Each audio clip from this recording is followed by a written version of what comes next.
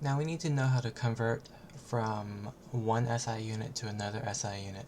Let's say they have prefixes and we're going to a base unit, or we're going from a base unit to an SI unit that has a prefix, right? How do you go about doing this? There's a real simple trick I'll teach you right now. But keep in mind it only works with the current units that I'm about to show you. So the way I like to remember it is King Henry died. I'm going to put an A right there though. Unexpectedly doing crystal meth. Alright, so just know that the middle thing, the U, stands for the units, and we have a couple of base units here.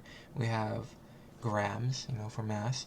We have meters for length, and then we have liters for a volume.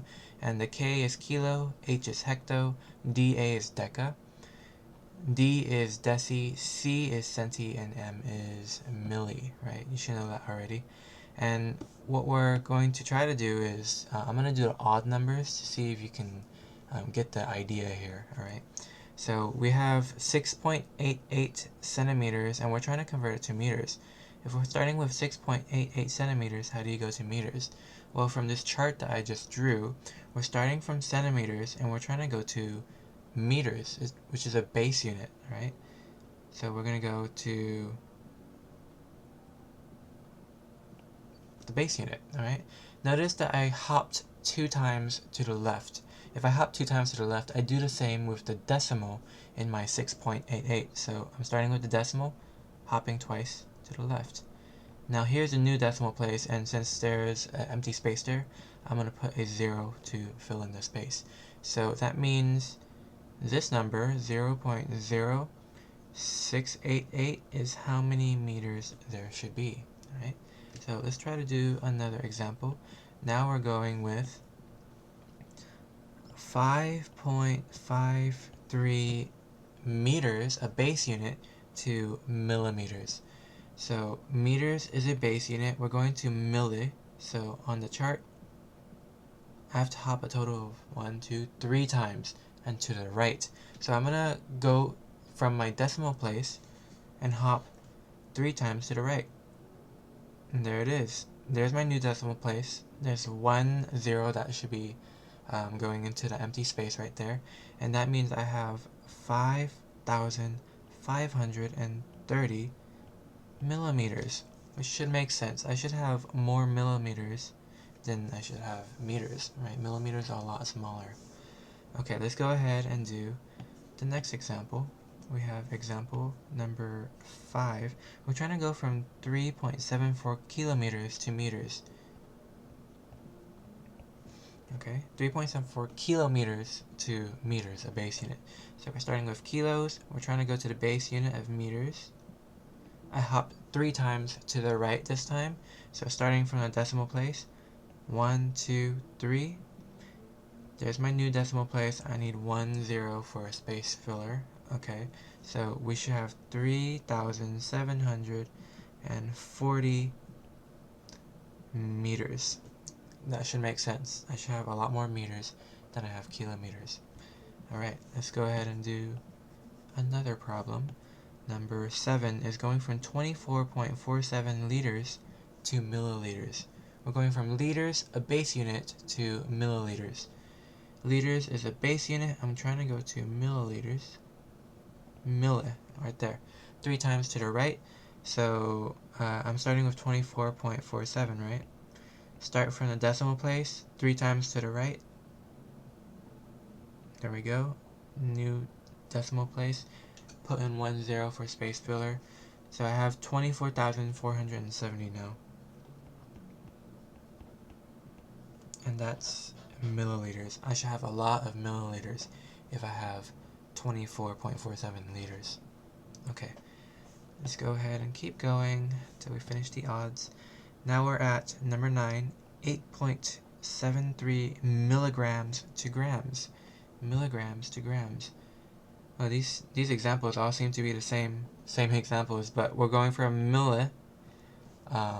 milligrams to grams, which is just a base unit. So 1, 2, 3, 3 times to the left, so 8.73, 3 times to the left, 1, 2, 3, there's my new decimal place, but now I need 2 space filling zeros, alright, and my number should be 0.00873 grams, which should make sense. Milligrams are really small, so I should have even smaller grams, right? Okay, now let's go to the numbers that are above 10. These ones involve a unit that has a prefix to another unit that has a prefix as well. So for number 11, we have 5.76 kilograms to milligrams. So we're going from kilograms to milligrams, another prefix. 1, 2, 3, 4, 5, 6. That involves six movements to the right.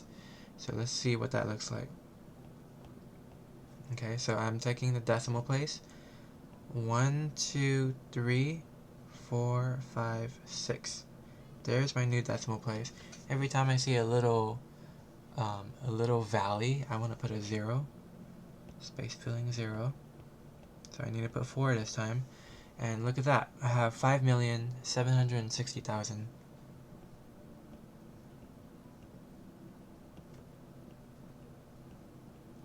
Alright, and that's in milligrams, which makes sense. I should have a lot of milligrams if I'm starting with kilograms.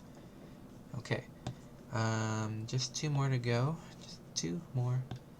Okay, we have number 13, which is 25.8 millimeters to centimeters.